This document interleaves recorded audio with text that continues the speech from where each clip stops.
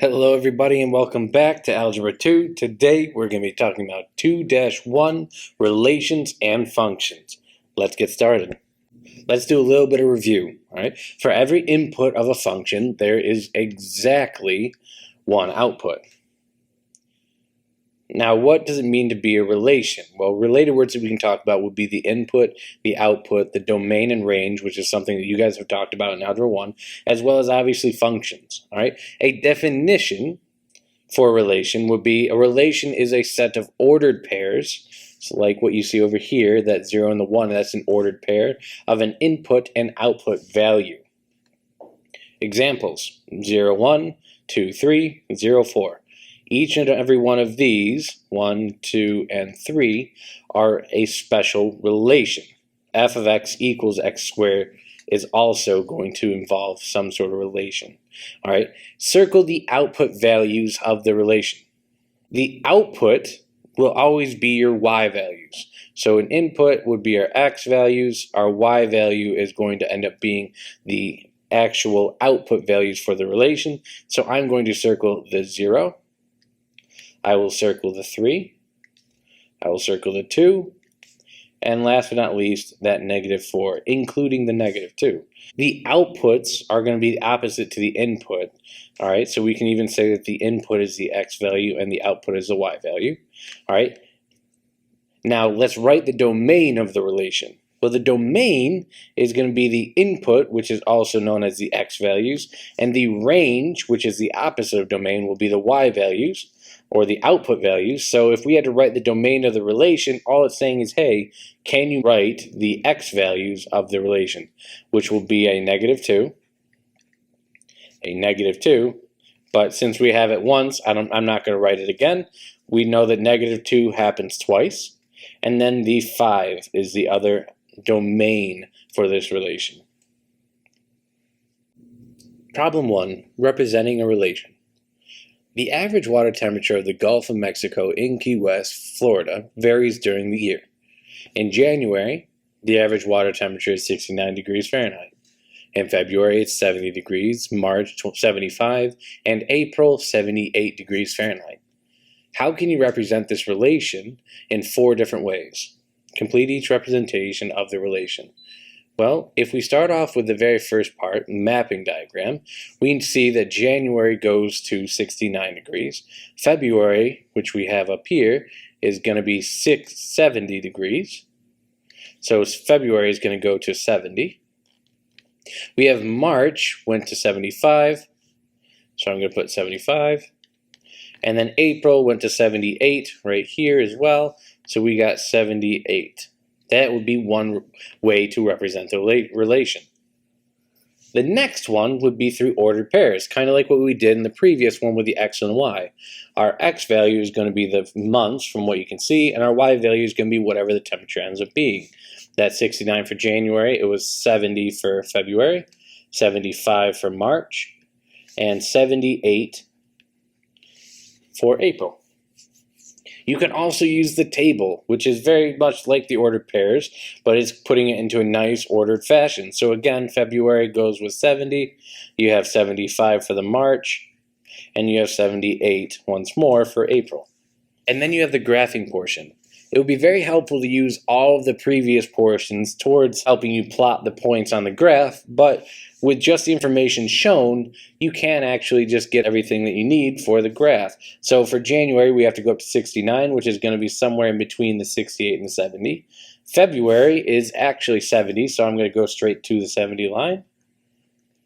March was 75, so I'm going to skyrocket all the way up to the 75, somewhere in between the 74 and the 76. And last but not least, the 78 is going to be right on that line. And you have this nice little graph of the points. Problem number 2, finding domain and range. Well, what are the domain and range of this relation? We have a -314, 0, 7, 2, 0, 9, -18, 23, and -99. Complete the reasoning model below. Well, first, let's write the set of all the x coordinates. Again, all the x coordinates are going to be the points that come in the beginning. So we have the x and y of our ordered pairs, so the x is always going to be the first number. So we have a -3, the next number will be 0, the next one is going to be 2, our next point, which will be 9, and then finally our last x coordinate will be that 23. All right. When I write the set of y coordinates, I'm going to be talking about all the y values, obviously. So we have our 14, which is shown. We have our 7. We then have our 0. We then have a -18. And finally, we have our -99. Complete each sentence with the word domain or range. The set of x coordinates is well, I've said it multiple times, it's going to be the domain of the relation. The set of all the y coordinates is the range of the relation. Problem number 3, identifying the functions. Is the relation a function? Well, let's circle the range of the values that correspond to the domain value 2. Well, 2, as you can see, will go to the -3, as well as the +3. Now, write T for true and F for false. Every element of an input corresponds to exactly one element of the range. For this one, that's false. That is not true. And therefore, since this is false, the relation of this function is also going to be false. Problem number 4, using the vertical line test. Use the vertical line test. Which graph or graphs represent or represents a function? On each graph below, draw a vertical line through at least 5 different x values on the graph. Well, let's take a look at what these graphs will end up looking like. You have your A graph, there's your 5 lines. Your B graph, there's your 5 lines. And last but not least, you have your C graph. So let's underline the correct word or words to complete each sentence. If a vertical line passes through more than one point on a graph, the graph does not represent a function. All right, so if it passes through more than one point, it's not a function. So taking a look at this, we need to figure out which one of these graphs is not a function. Well, let's take a look at graph A. Graph A, it looks like it's only hitting once right here. But if you notice, the third line, it hits twice. We have one up here, one down there. The fourth line also hits twice. Since these are hitting multiple times on the vertical line, we know that graph A is in fact not a function. And circles are not functions. Taking a look at graph B, we see that we're hitting it once every single time. No matter what, even if we did draw a vertical line straight through the center right here, it's only going to hit once. No matter what, it only hits once, and therefore graph B, we're good. Graph B is a function. Graph C is going to end up touching just once each and every time as well, meaning that graph C is also going to be considered a function. So the only graph that is not a function is graph A.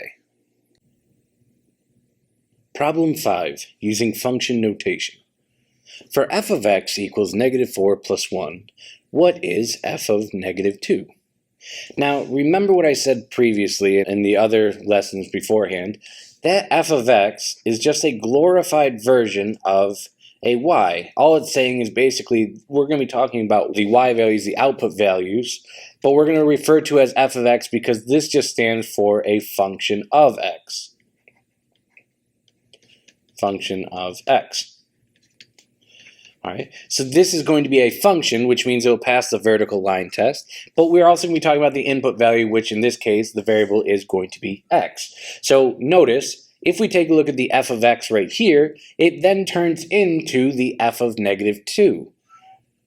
So if we had to circle the given input, which is the given x value, I'm going to take a look at the fact that this x, which happens to be in the beginning portion, is now turned into a -2. So the given input is going to be -2.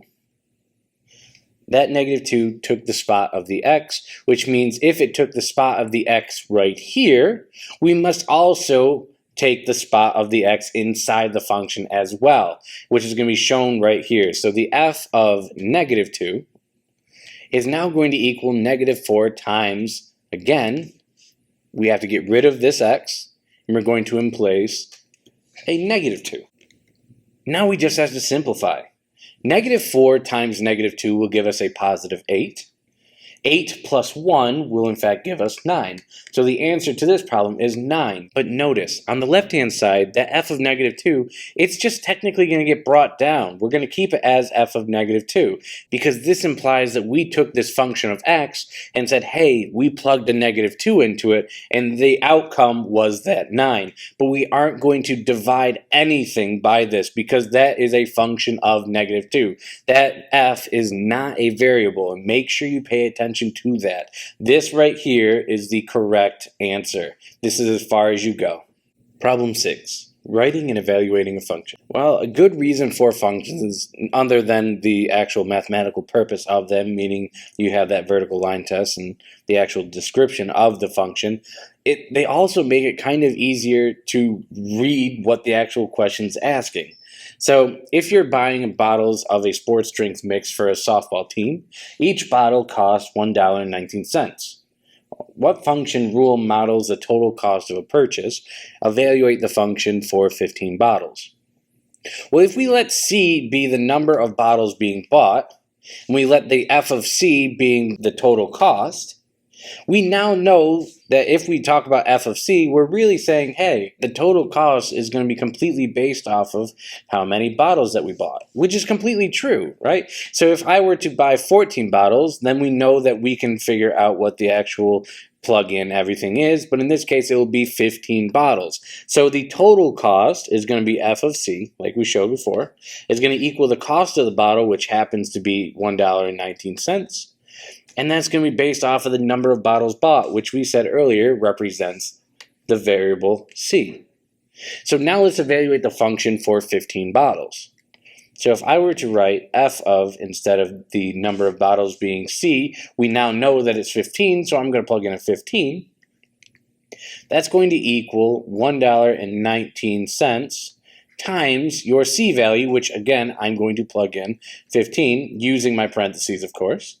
And if I were to multiply 1.19 times 15, you'll end up with the total cost being $17.85. So again, the total cost